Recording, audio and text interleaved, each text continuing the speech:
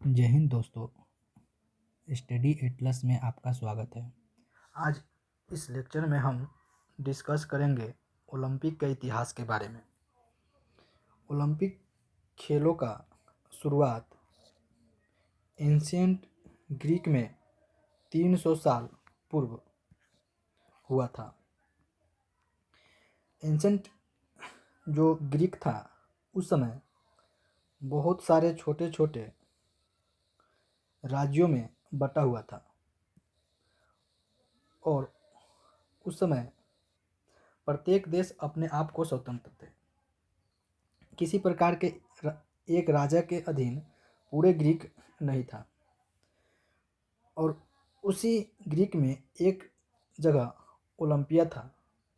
Olympia एक शहर था जिसके एक छोटे से एरिया इलिस में पहली बार ओलंपिक खेलों का प्रारंभ किया गया। आज का अगर हम ग्रीस देखते हैं तो आज का ग्रीस पूर्णतः इस तरह से यूनाइटेड है, मतलब एक ही है। तो पहली बार 776 बीसी में ओलंपिया, जो कि ग्रीस का एक शहर था, ओलंपिक खेलों का आयोजन हुआ था। और इस खेलों का शुरुआत माउंट ओलंपस के द्वारा किया गया था। ग्रीक के 4 क्लासिकल गेम्स और भी थे, जैसे पहला ओलंपिक गेम्स जो कि ओलंपिया में खेला जाता था। दूसरा पाइथन गेम्स जो कि डेल्फिया में खेला जाता था। तीसरा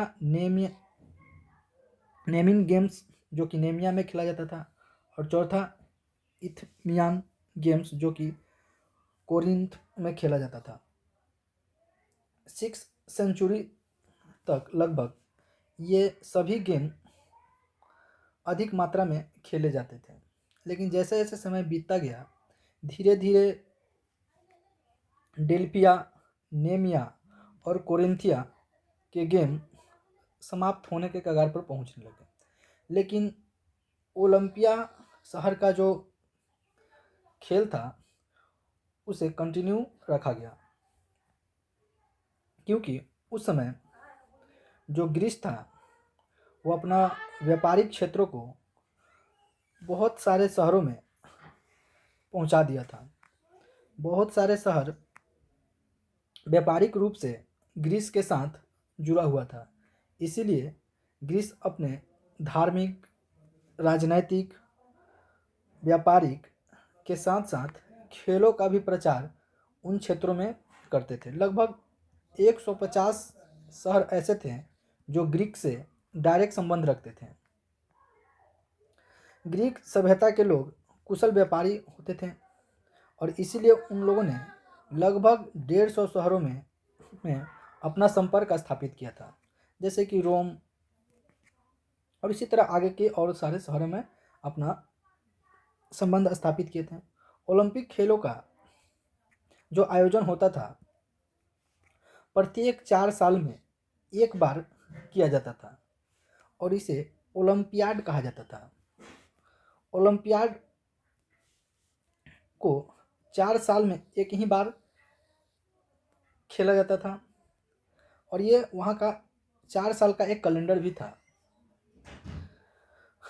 यह अगस्त और सितंबर महीने के बीच में खेला जाता था।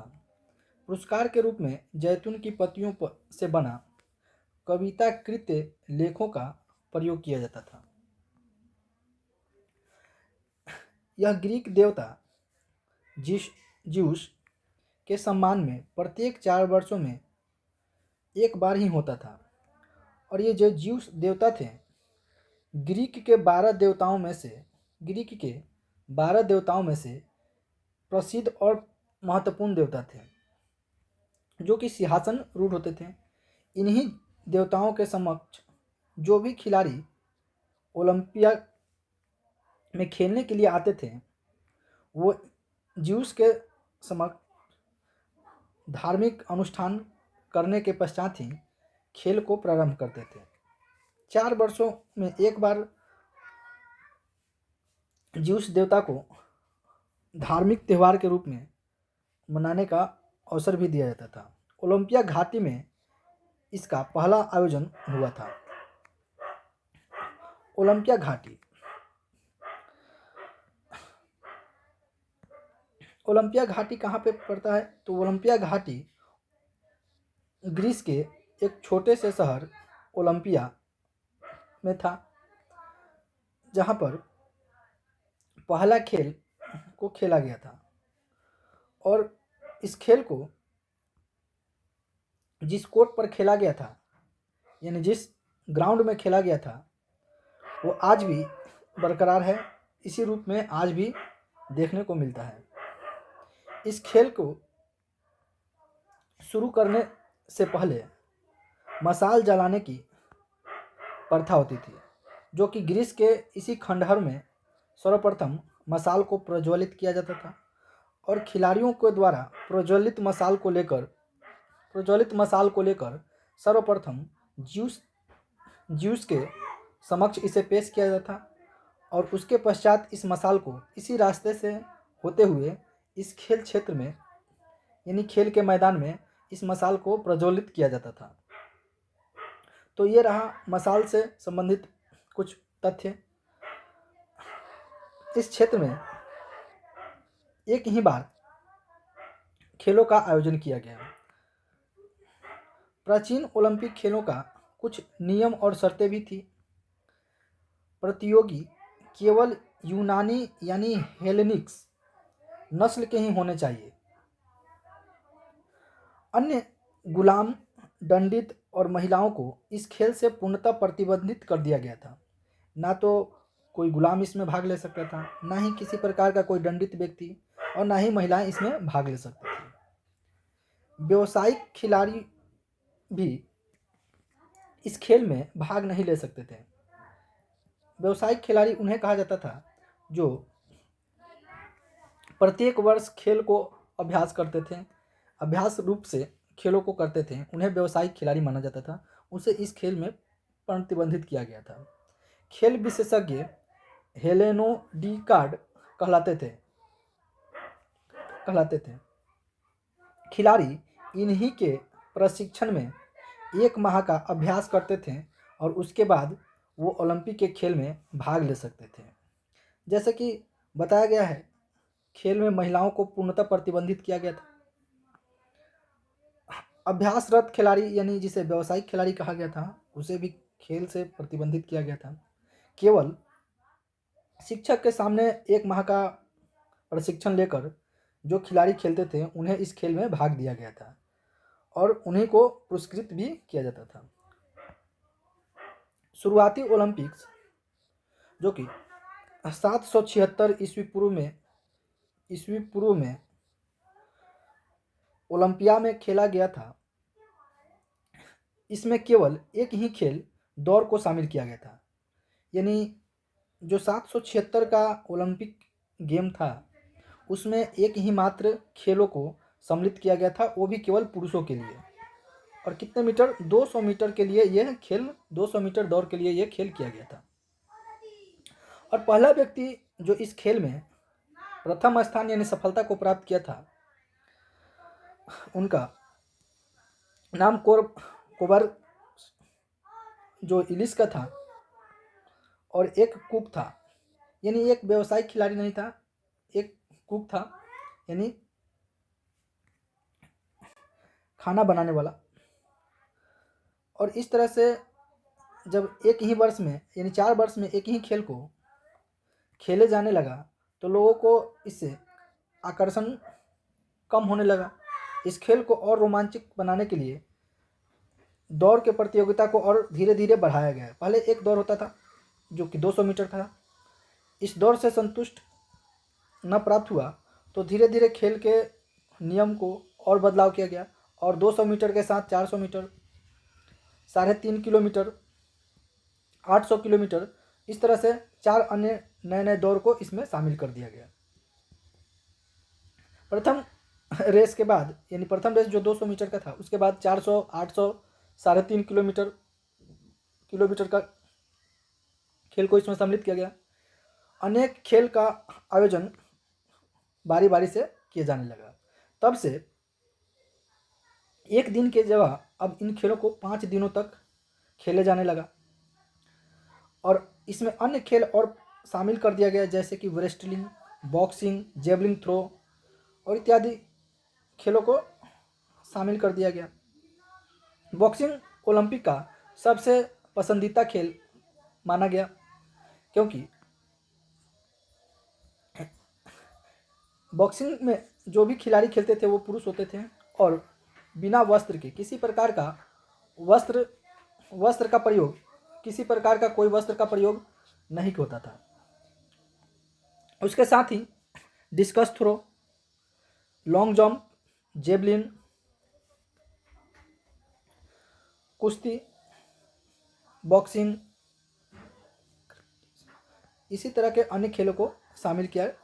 इन खेलों में खिलाड़ी वस्त्र नहीं पहनते थे। इसका कारण था कि उस समय वस्त्र जो होते थे बेढौल और बड़े किस्म के होते थे, जो इन खेलों में उन्हें खेलने में बाधा उत्पन्न कर सकते थे। इसी को मद्देनज़र खेल से वस्त्र को प्रतिबंधित कर दिया गया था, यानी जो भी खेल होता था उसमें किसी प्रकार का कोई वस्त्र का प्रयोग नहीं होता था। इनमें केवल पुरुष खिलाड़ियों को ही भाग लिया जाता था। यही कारण था कि केवल और केवल पुरुष खिलाड़ी को ही भाग लिया जाता था, महिलाएं इससे पूर्णतः वंचित थी। अब से जो 5 दिन का खेल होने लगा तो इन खेल का कुछ कार्यक्रम भी रखा गया। प्रथम दिन में धार्मिक खेल होते थे। धार्मिक खेल का मतलब वही जिसमें हम लोग देखते थे कि जिसस, ये जो देवता थे ज्यूस, इन्हीं के सम्मान में प्रथम खेल जो दौड़ था उसी को सबसे पहले इसमें रखा गया था। यानी प्रथम दिन का खेल जो था वो धार्मिक खेल को रखा गया था। प्रथम दिन धार्मिक खेल रखा गया था।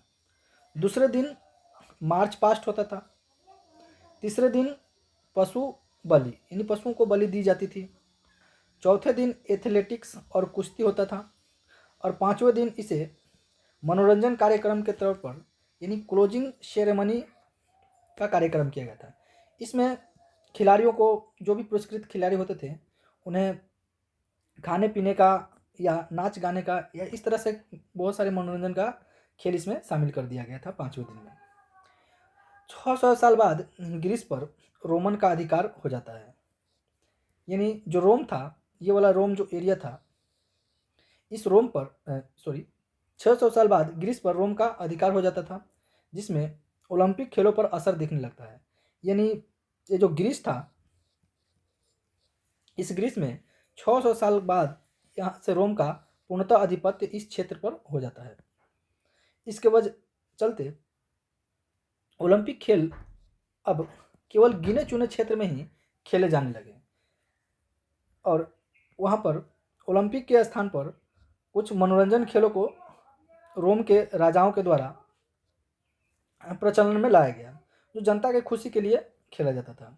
रोम का जो राजा था, 400 ईस्वी तक आते आते ही पूरी तरह से वो क्रिश्चियन धर्म को अपना लिया था, क्योंकि रोम पूरे क्षेत्र जो था वो क्रिश्चियन धर्मों के संरक्षण में था। इसलिए रोम के राजा ने भी अपने धर्म को परिवर्तित कर लिया था और थियोडोसियस जो प्रथम था उसके द्वारा ओलंपिक को आंशिक रूप से प्रतिबंधित कर दिया गया। लेकिन थियोडेसियस द्वितीय, जो कि थियोडोसियस का पुत्र था, 394 ईस्वी में पूर्णतः ओलंपिक को प्रतिबंधित कर दिया। अब किसी प्रकार का ओलंपिक खेलों को आयोजन सरकारी तौर पर नहीं की जा सकती थी और इस तरह से 400 ईस्वी तक एक भी ओलंपिक खेलों को नहीं खेला गया और 1200 साल के बाद 293 गेम्स खेले जाने के बाद ओलंपिक को पूर्णतः प्रतिबंधित कर दिया गया था। तो ये रहा हमारे आज का ओलंपिक खेलों के संदर्भ में कुछ ऐतिहासिक तथ्य। तो जय हिंद। नेक्स्ट पार्ट अगले दिन डिस्कस किया जाएगा।